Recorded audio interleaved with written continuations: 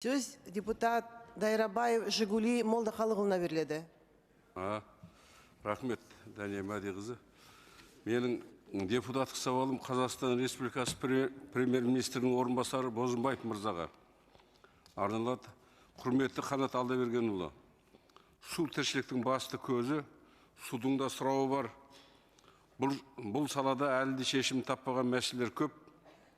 Бүгін жүйелі шешім қабылданмасақ, ауыл еңбеккерлерінің еңбегі зая кетеді. Бірінші мәселе, ғылым мен зерттеудің әлсіздігі. Егістікке қанша су керек, қандай жаңа технология бар, нақты мәлімет жоқ. Себебі Қазақ су шаруашылығы ғылыми зерттеу институтының халі мүшкіл. Бөлінген қаржы мардымсыз. 2026 жылға 530 миллион қажеттіліктің орнына тек 113 миллион теңге ғана қарастырылып отыр. Қаржы, ғылым және жоғары білім министрліктері зерттеулерге көбірек қаржы бөлсе, ғалымдарға жағдай жасалса, олар керекті болжамдарды түгелдей жасар еді. Жаңа технологияларды ауыл шаруашылығына енгізбейінше алға жылжу мүмкін емес. Екінші мәселе, кешенді жоспардың өңірлерде орындалмауы. Былтырғы жылы үкімет қабылдаған су шаруашылығын дамыту жоспары әлі толыққанды жүзеге аспай отыр. Суармалы егіншіліктің негізі болып табылатын магистральдық арналар мен каналдардың тозығы жеткен. Бір ғана мысал, Абай облысында 41 магистральдық арнаның 30 апатты жағдайда. Бұл арналар арқылы берілетін судың айтарлықтай бөлігі ысырап болып, шаруаларға жетпей жатыр. Жамбыл облысы Байзақ ауданында Емер 3 және Емер 4 каналдарының жөндеу жұмыстары тоқтап, мердігер компания жұмысты аяқтамай кетіп қалған.